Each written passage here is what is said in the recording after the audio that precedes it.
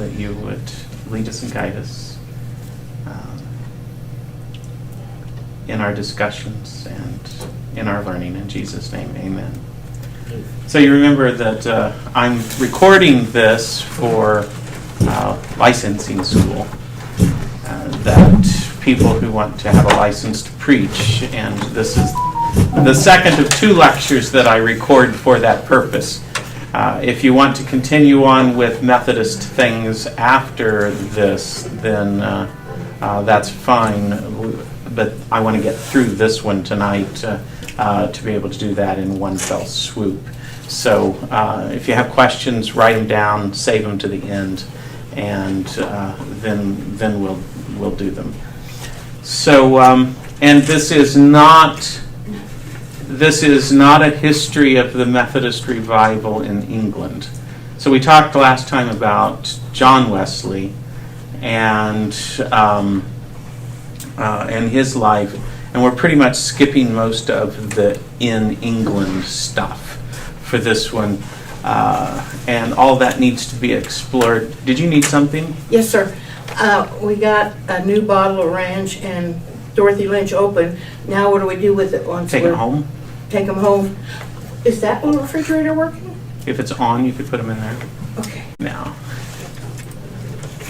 So, as I said, this is not a history of the Methodist revival in England. In the last lecture that we did last week, we talked about John Wesley and we talked about his life and the beginnings of that Methodist revival, but we really didn't talk about a lot of the stuff that went on with it, and I'm just not going to talk about that. If you want to later, we can, but in this lesson we're not going to do that.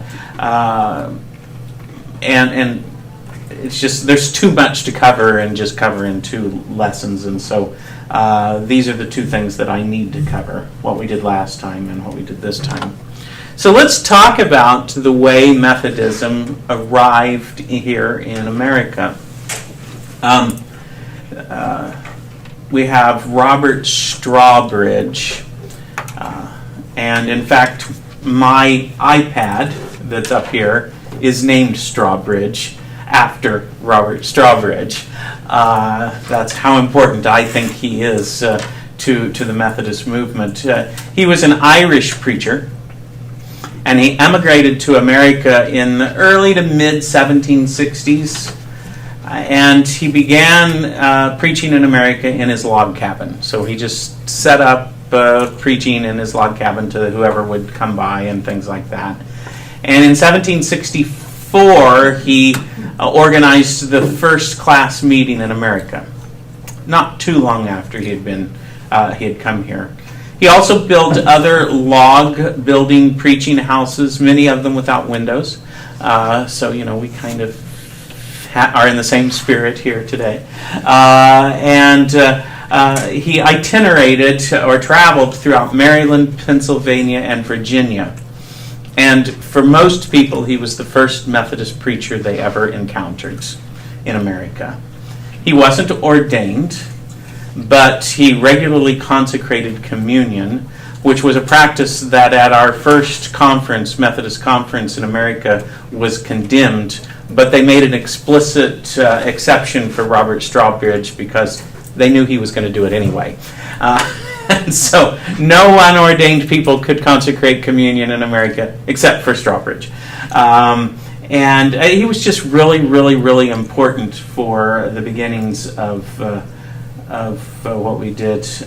His first class meeting started at his place and then was moved to this location, the John Evans House, and then John Evans became the class leader and was the class leader there for many, many years.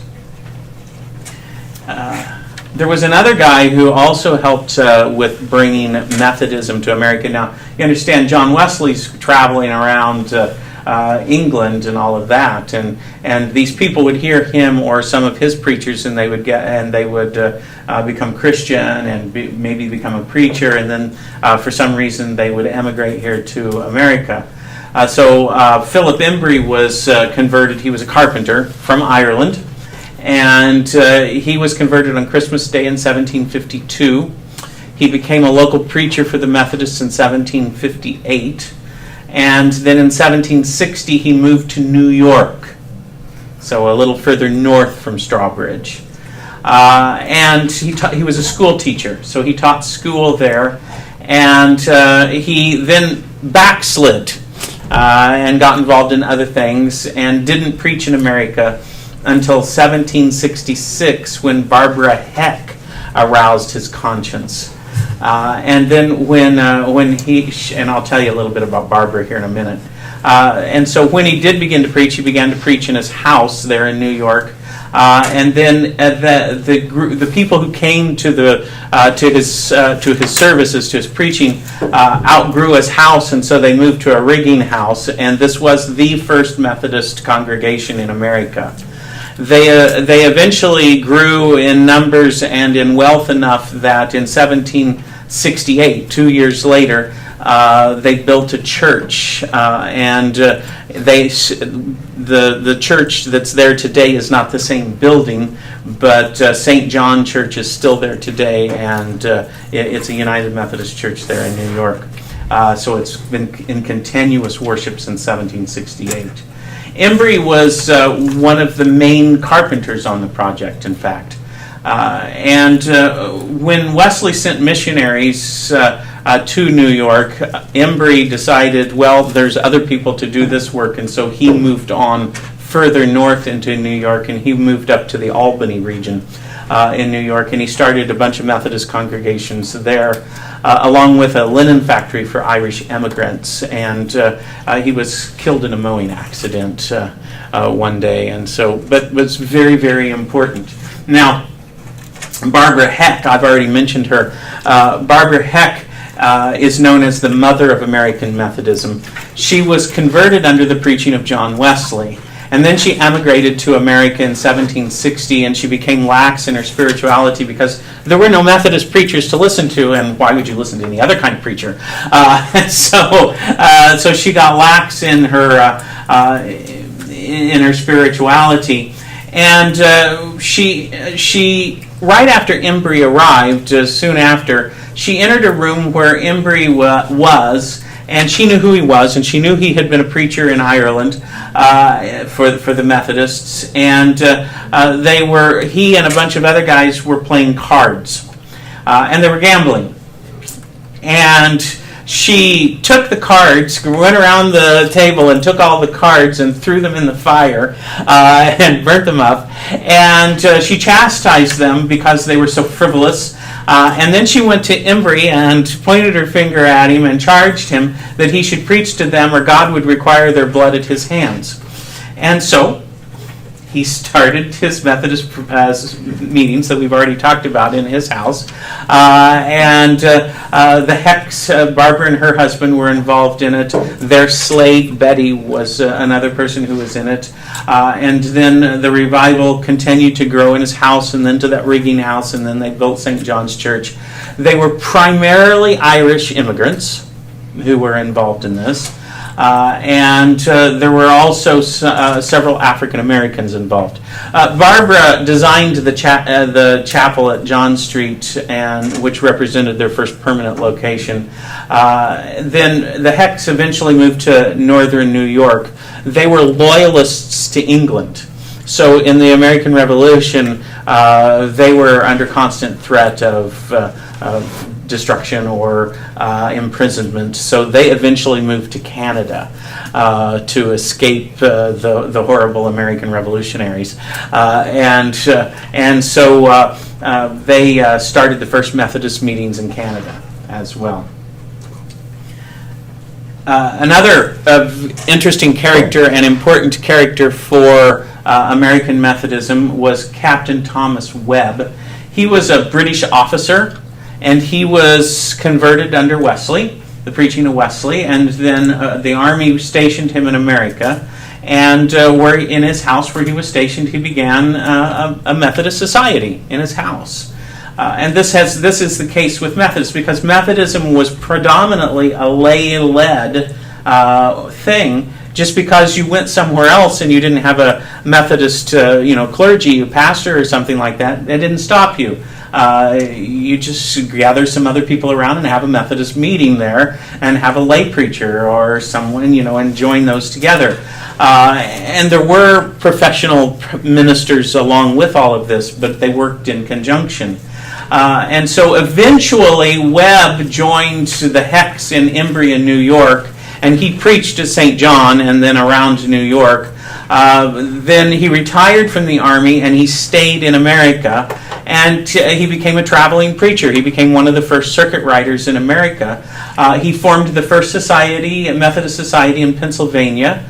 And then the Revolutionary War broke out. He was already retired, but the American Revolutionary War broke out. But because he had been in the Army, the colonists didn't trust him, so they imprisoned him and deported him back to England.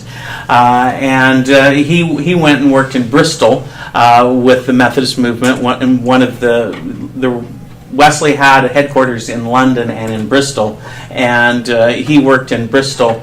And he primarily preached to French POWs in French while he was there.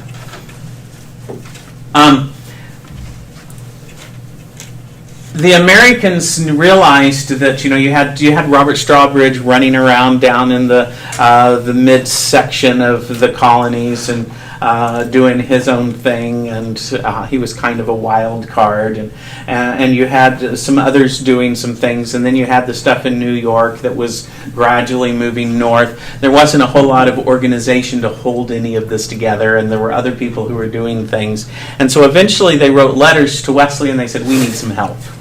And so Wesley sent them help. He started sending missionaries. He would send 2 missionaries at a time, and they would come and help organize and preach and things like that. In 1769, he sent 2, Richard Boardman and Joseph Pillmore, and these were the first 2 missionaries officially sent to the Methodists. Pillmore was the child of an Anglican priest. He was converted at 16 under Wesley's preaching. He preached in Wales until he volunteered to become this missionary to America. And he then traveled around the American colonies and preached the first Methodist sermon in North Carolina. So you had those 2. And then in 1771, he sent Francis Asbury and Richard Wright. And you might hear some of these names come up even today. I mean, there's lots of Asbury churches, and I don't think there's some Boardman. There's a publishing company that's Boardman Publishing Company. I don't know if you hear any Pillmore churches or anything like that. Probably in some places, but Asbury's mother wanted him to become the Archbishop of Canterbury. And it was something that might very well have happened, but he decided he'd rather be a preacher for Wesley, so he became a lay preacher for Wesley at 18. And then in 1771, he volunteered to go to America, and he's one of only 2 of these British Methodist preachers who stayed in America during the war. So he continued through the war and after. Wasn't real active during the war because, well, he was English. In 1773, Wesley then sent Thomas Rankin and George Shadford. Rankin decided to preach when he heard George Whitefield preach his farewell sermon. And he struggled with his call for years, and finally one day he had a conversation with Wesley. They became friends. In fact, Wesley referred to him as Dear Tommy. And so in 1773, he was commissioned by Wesley to clean up American Methodism and to come over and fix us all up. He was greatly disliked. No one liked him here. And so he returned to England in 1777. He was a leader in England, though not well liked there by many. But he did preach and work until his death, and he is buried very near Wesley. So, Shadford was, as a child, he wouldn't play on the Sabbath, but he did like to throw sticks at animals. He was aware of its wickedness, and that doing this stick throwing was a terrible, terrible thing. He was in the militia for fun and money. And he realized that was wrong, but that's why he went anyway. His militia was unexpectedly activated, which he was not happy about, and he was afraid he'd die. Very fearful of that. So one night, in trying to figure out what he was going to do, he saw two attractive women on the street. He decided, let's follow them and see if we can pick them up. And so he followed them, and they went to a Methodist meeting. And he came to God. He immediately began preaching. Wesley appointed him in 1768 to a circuit, and then in 1773 sent him to America. He was loyal to the throne, so when the war broke out, he came back to England.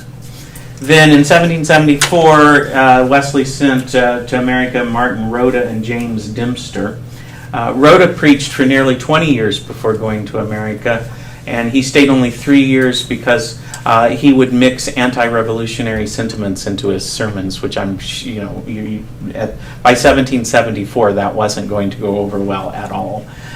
Dempster is the only one other than Asbury who stayed throughout the Revolutionary War.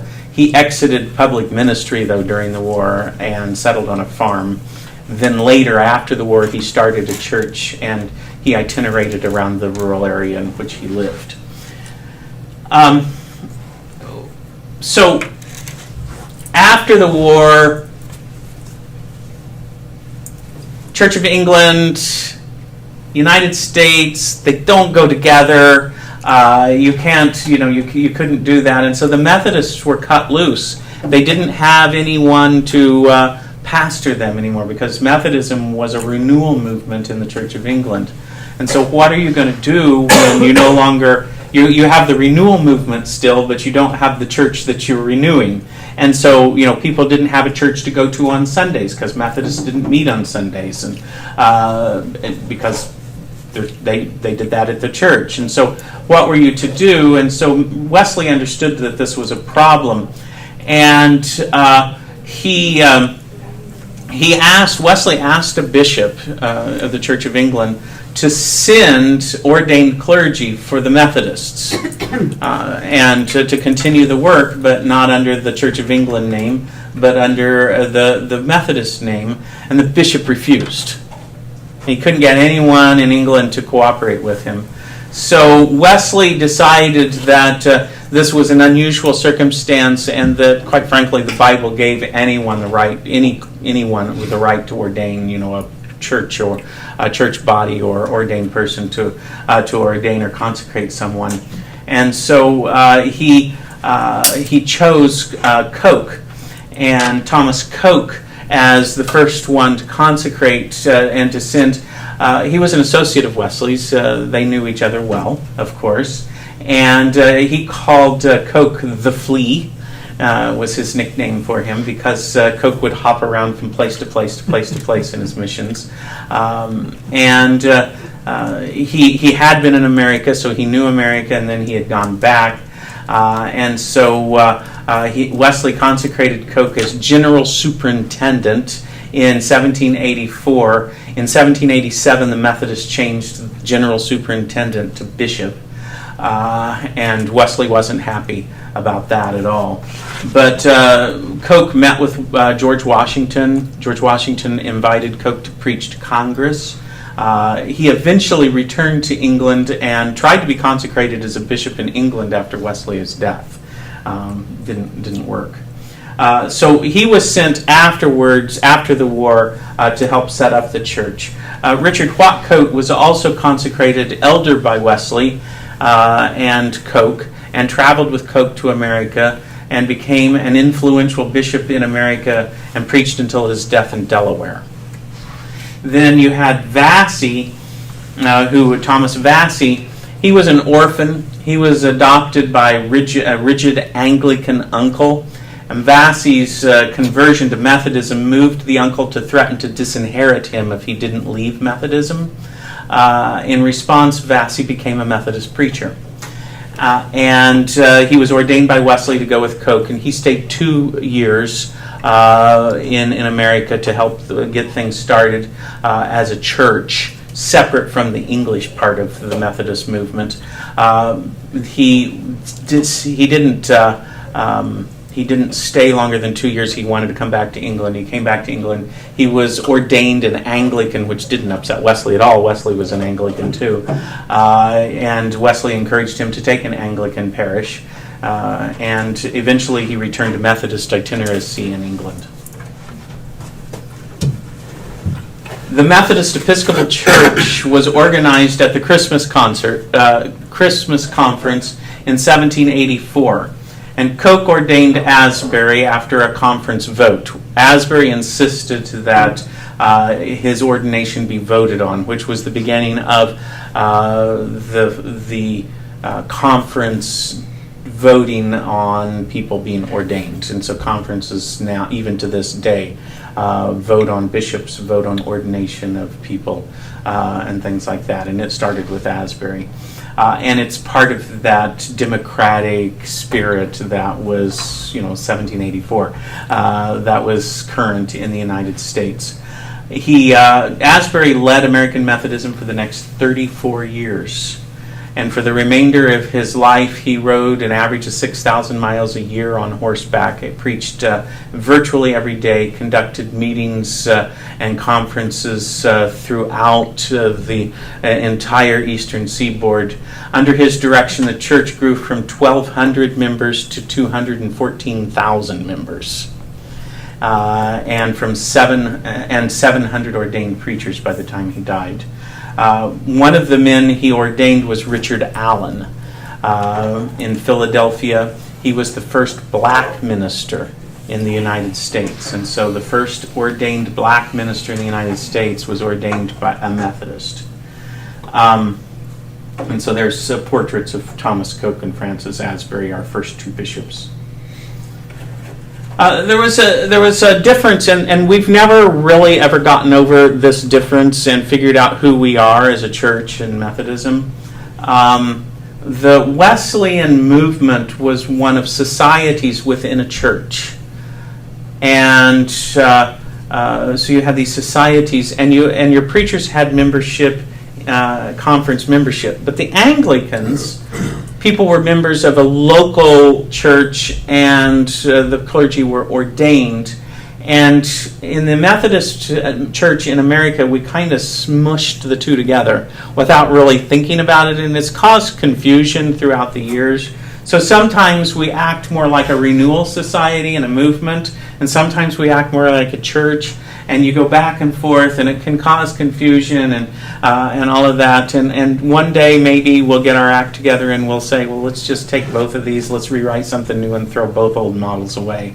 But I don't know. In 1968 when we merged with the Evangelical United Brethren, we couldn't decide on the Methodist Articles of Faith or the Articles of Religion or the EUB's Confessions of Faith, and so we just kept both of them. So I don't know. We're no closer to merging things in 1968 than we were in 1787. But this is the other tradition that we probably should look at as well that comes up to Methodism, even though they weren't strictly Methodists at the beginning. You have the United Brethren and the Evangelical Association, which eventually merged to make the Evangelical United Brethren tradition.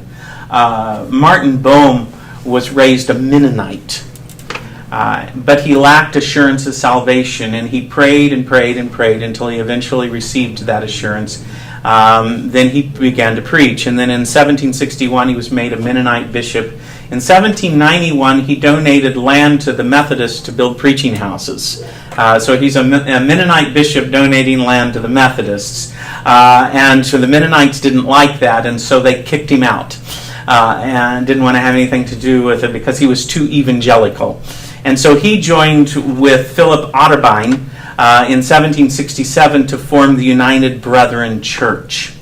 Otterbein was a German Reformed missionary to America. In 1767, he heard Boehm preach, and after the service said, "We're brothers," and that's when they began ministry together. They were concerned to organize churches into classes like the Wesleyan method, so they had the class meetings and the band meetings and things like that, so they were close followers after Wesley. But again, they were from a German strain. And then Jacob Albright started the Evangelical Association. He was a drummer boy in the Revolutionary War. He was a Lutheran. And then he converted to Methodism around 1790, and he began to preach for the Methodists. But there was a great need for preaching to Methodists in German, and so he started preaching in German to the Methodists, to the Germans, and began German speaking classes. And those German speaking classes eventually joined together in an organization that was separate from the Methodists, but still a Methodist organization called the Evangelical Association. And they maintained an Episcopal form of government with bishops and all of those kinds of things. And then eventually they joined together, both of those associations joined together to find Evangelical United Brethren, and then they joined with the Methodist Church to form the United Methodist Church, and we get our word name United from Evangelical United Brethren. We actually debated about whether we were going to be United Methodist or Evangelical Methodists in the openings of the denomination. So, throughout history, Methodists have had a history of division. This is not one of our happy parts of our history. And there are different reasons, five main reasons why we divide. One was over polity, the way we organize. The way we do government. There were often calls for more democracy, more lay representation in church government. We still have some of that in the church today. Why don't we get to pick our own preacher and stuff like that, and things like that. That's a polity kind of thing. And there's a really good reason why pastors are appointed. Racism was another reason for division in the church, especially discrimination against African Americans. Slavery, which is akin to racism. Class discrimination and theological differences, especially over holiness. For instance, the Republican Methodist Church, they left the Methodist Church over polity disputes because they didn't believe in bishops. They didn't think there should be bishops, and so they left the Methodist Episcopal Church. The Methodist Protestant Church, they said, well, we want Wesleyan doctrine, but we don't believe in a connectional Episcopal polity with a hierarchy and all of that. We want a congregational polity where each church has their own independent control kind of thing. And so they left over those kinds of things. The racism is a more difficult kind of issue. As Methodism grew, it grew very rapidly in America, and churches couldn't hold all the people. And so you had Methodism in its early days was staunchly egalitarian.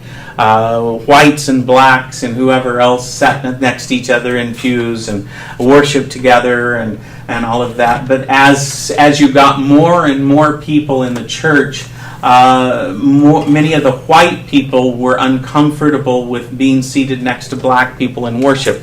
They weren't being formed, they were being converted but not formed like the earlier Methodists were.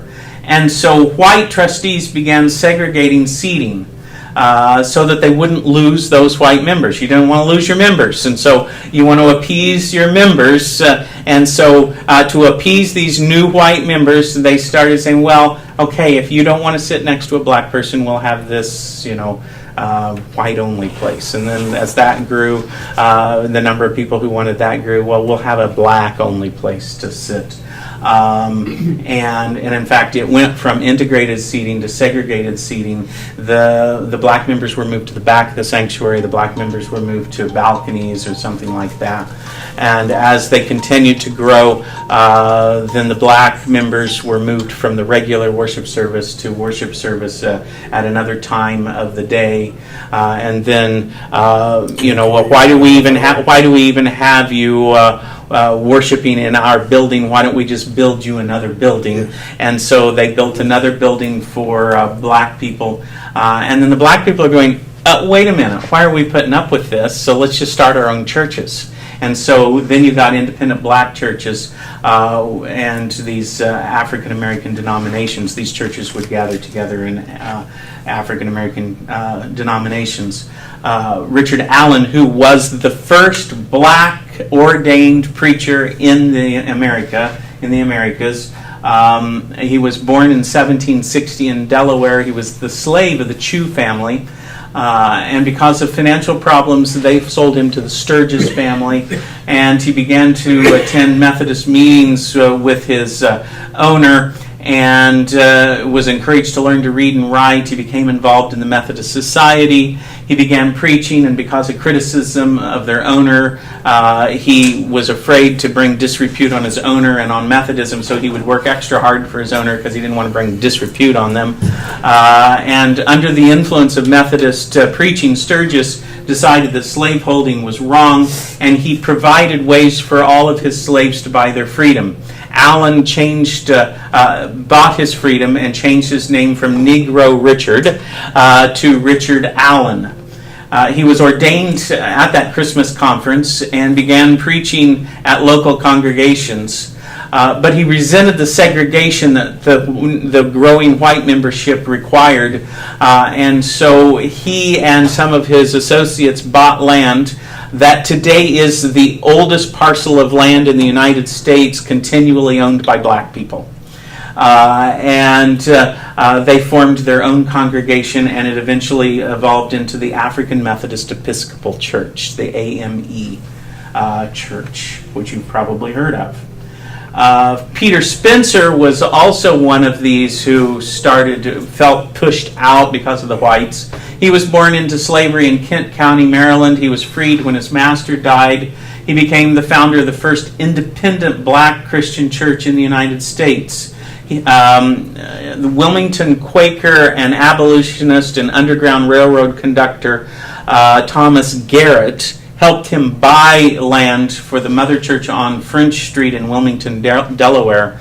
And over the course of his lifetime, Spencer began 31 churches, almost all of them with schools, and was known as the father of the independent black church movement. And his denomination, the churches, grew together as the African Union Methodist Protestant Church. James Varick joined the John Street Church, the oldest Methodist church in America. He joined them in 1766, was a licensed preacher through them, but by 1780 the black members were being required to meet separately, and so in 1799 they built a building, started their own independent church, which has now grown into the African Methodist Episcopal Zion Church. And in fact, in the Pan Methodist Commission, we've decided in this commission that we will work together, but we won't join back together at this time in one organization. And so you have these African Methodist, the African Methodist Episcopal, the African Methodist Episcopal Zion, the African Union Methodist Protestant Christian Methodist, which was Colored Methodist Episcopal at first, and the Union American Methodist Episcopal, and then the United Methodist Church. Slavery was another reason why we divided over the years. Early Methodists were adamantly opposed to slavery. Wesley, Coke, Asbury. In fact, Wesley was at first favorable towards the revolutionary movement in America until he realized that the revolutionary movement wasn't intending to abolish slavery. And then he says, well, you're no better than anyone else. And so he said, it's all about power and money. And so he withdrew his support from the revolutionary movement because of the slavery issue. It was so important to him. He was also a force behind Wilberforce in England, who was so powerful in getting slave trading abolished in England. But very quickly, the Methodist Episcopal Church, that's in America, began to back away from this issue. Southern Methodists were angered by the abolitionists to push to end slavery. Northern Methodists who were opposed to slavery, but the leadership often feared the abolitionists would split the church by moving too fast on the issue. And so everyone was against the abolitionists in leadership anyway. And so the church did eventually split, and the Methodist Episcopal Church South was formed in 1844, and it took until the 1930s for them to rejoin. Another reason why people left the Methodist Episcopal Church was over the theology of holiness. Phoebe Palmer was one of the leaders of that. She proposed a shorter way to Christian perfection. She had a theology of consecration, faith, and testimony, and it gave birth to the holiness movement. And she called Methodism to return to its holiness roots, although I don't think she really understood Wesley's teaching on holiness very well. And so there were other people who did follow that. Orange Scott was a Methodist Episcopal presiding elder, and in 1843 he organized what he called a new anti-slavery, anti-intemperance, anti-everything wrong church organization. And he named it the Wesleyan Methodist Connection, which is one of the forerunners for today's Wesleyan Church. Scott wrote this: though public opinion commanded Mr. Wesley to desist through the medium of mobs, still he stood it out. Shame on his compromising sons. The Methodists in all parts of the United States have braved and finally, to a considerable extent, changed public opinion. Every man's hand has been against us, and yet we have stood firm. But now comes up the new doctrine of compromise. Let it be banished from the breast of every patriot, philanthropist, and Christian. The advocates of temperance have braved and changed public opinion. The same may be said of Wilberforce and the English abolitionists, and with all these examples before us, shall we succumb to an unholy public opinion founded in the love of gain? Shall we turn our backs upon the cause of suffering humanity because public opinion frowns upon us? No, never. And he started the Wesleyans. B.T. Roberts sought to eliminate the pew system. Are you familiar with pew system? In the pew system, they would rent pews for a year, and the ones front and center went for more money than the ones further back, and no one could sit in your pew. Of course, you were expected to sit in it if you rented it, and then if you didn't have the money to rent a pew, then you got the benches at the back or in the balcony. And B.T. Roberts thought that this was a horrible thing. And so in his appointment in Buffalo, New York, he, along with several other would-be reformers, said they were going to eliminate it. And they identified 3 problems with the pew system. It ends segregation of the worshiping congregation in male and females, because at first Methodists, the women would sit on one side of the room and the men on the other. And he thought that was bad, that it eliminated that. 2, it commercializes the church. You're paying for something in the church. 3, it discriminates against the poor. And that was the big one. The conference, controlled by more liberal persons, brought Roberts and friends up on charges. He also was a staunch abolitionist, which didn't help, and he also was strong on the holiness, on the message of holiness. And so he was brought up on charges. He was convicted of these charges and they were never clear what the charges were. But even though he's convicted, they gave him a new appointment. They didn't take away his papers.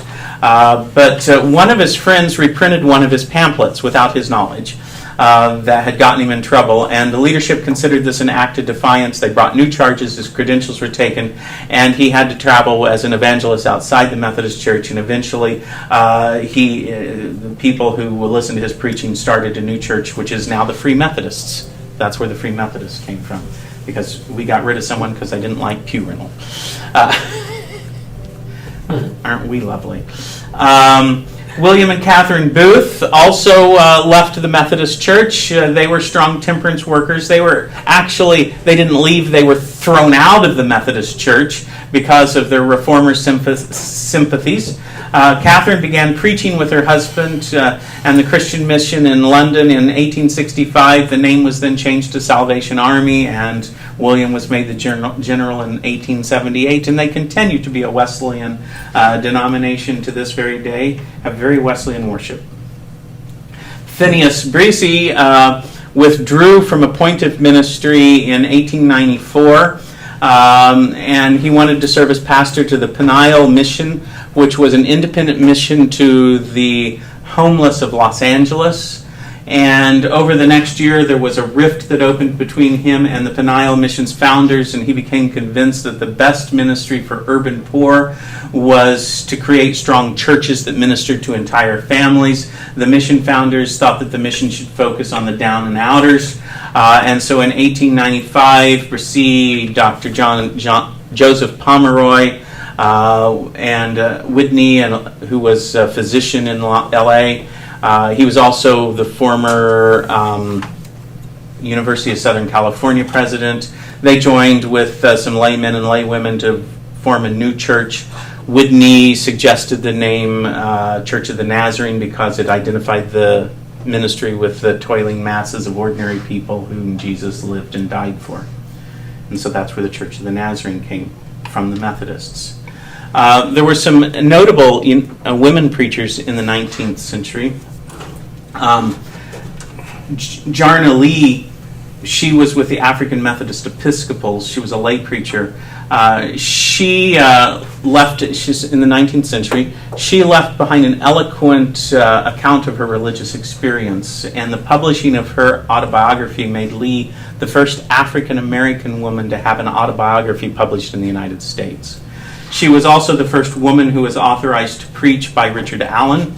And despite Allen's blessing, she had a lot of hostility because she was black, she was a woman. And she became a traveling minister. She traveled on foot thousands of miles. In 1 year alone, she traveled 2,325 miles and preached 178 sermons. That's a quote from her. First, she exemplifies the 19th century American religious movement's focus on personal holiness and sanctification. Second, she left this detailed account of her life of faith that serves as a valuable primary source. And she was an eloquent witness to her faith and a pioneer for women seeking a license to preach within the Methodist traditions. Quite the lady. We already mentioned Phoebe Palmer. In 1835, her sister Sarah Langford began having weekly prayer meetings with Methodist women. 2 years later, Phoebe Palmer became the leader of those meetings. They became called the Tuesday Meeting for the Promotion of Holiness. They were held in the Palmer's home. She always refused to hold the Tuesday meetings anywhere but in a home. In fact, she had her house enlarged to accommodate the meetings. In 1839, they began to allow men to come to the meetings. Methodist bishops attended, theologians and ministers. It renewed interest in holiness, eventually influenced the Methodist Church nationwide. She emphasized sanctification and preached a shorter way than Wesley and that later Methodists preached.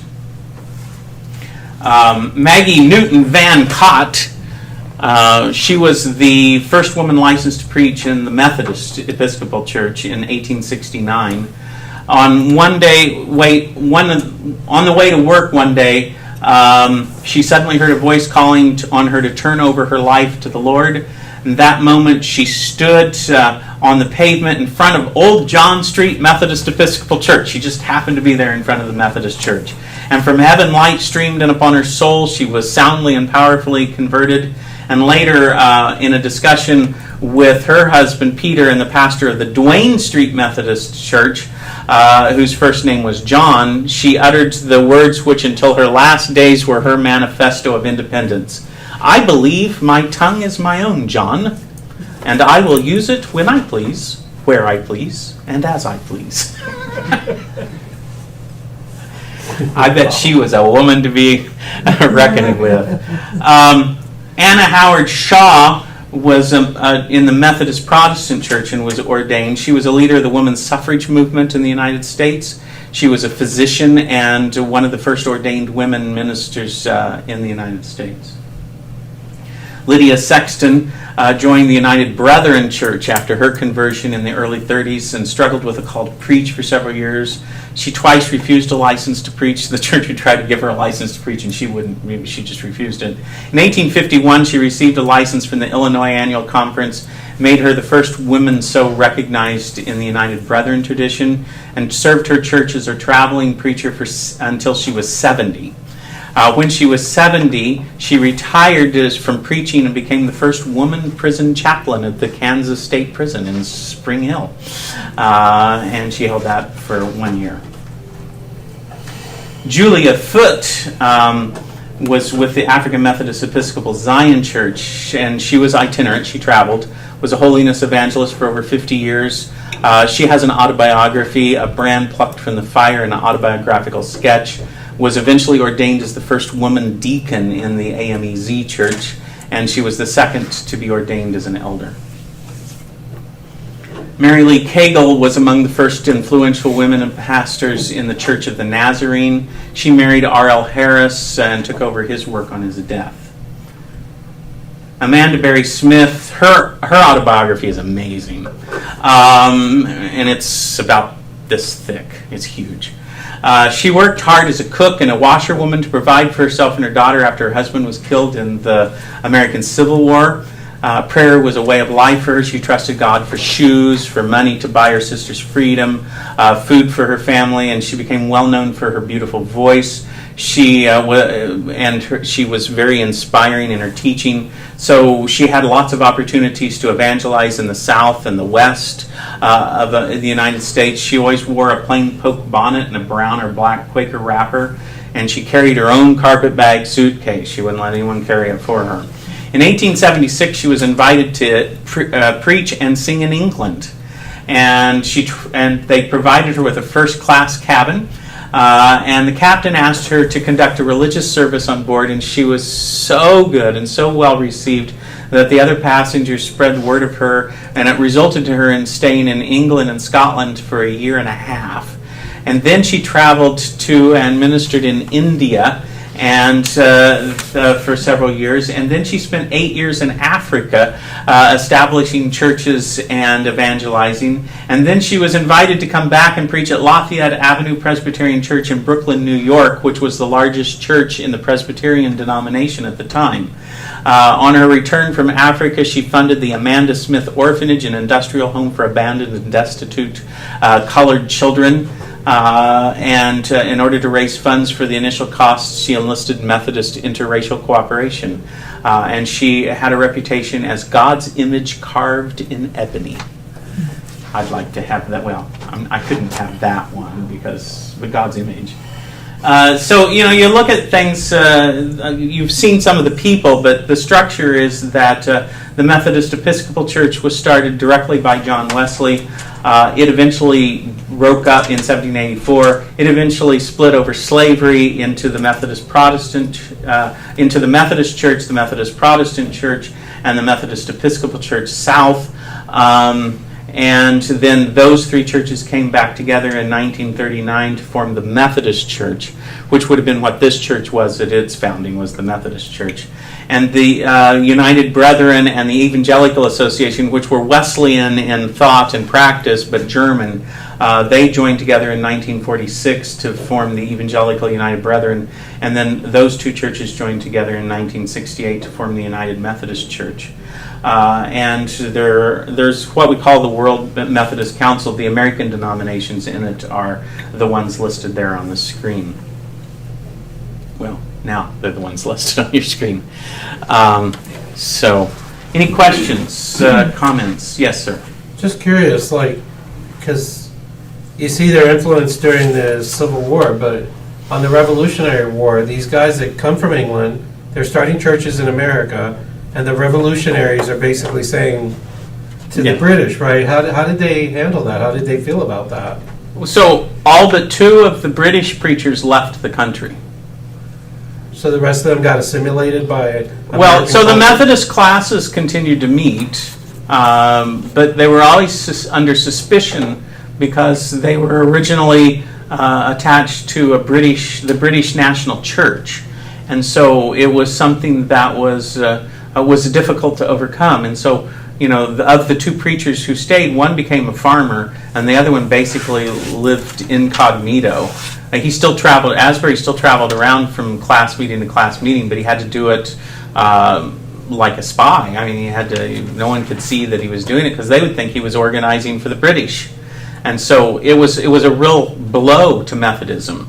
But then after the Revolutionary War, when Wesley sent the three over to start a church, then they were able to start that church, and Asbury was one of those in that. And that's when they went from 1,200 to over 200,000 in the next 40 years. And you had mentioned that George Washington invited one of those guys. Coke.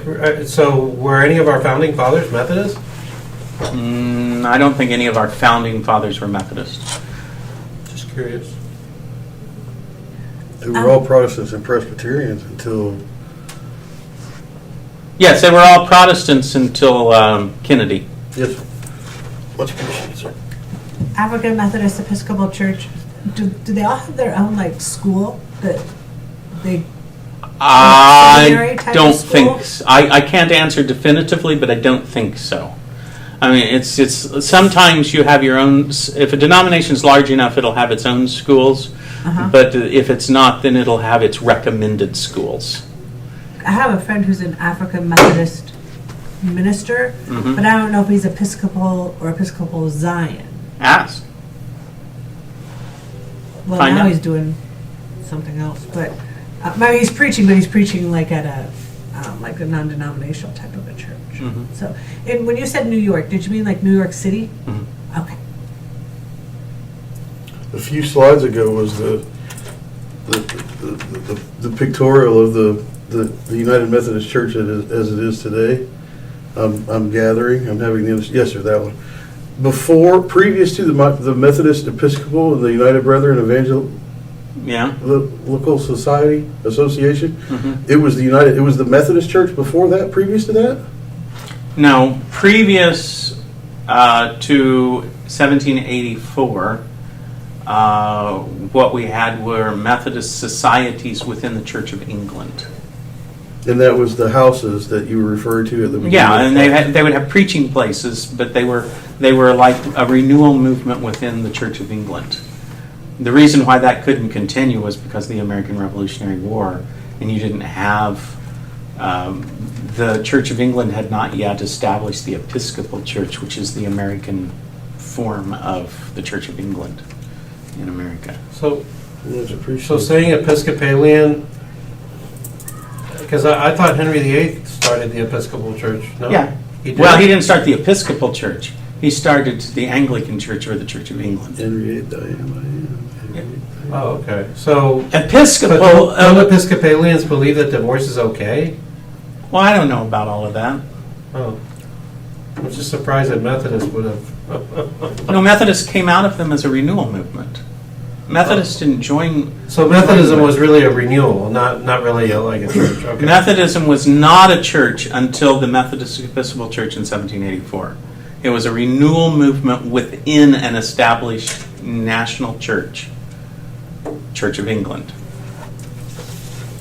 The reason why we organized was because of the Revolutionary War.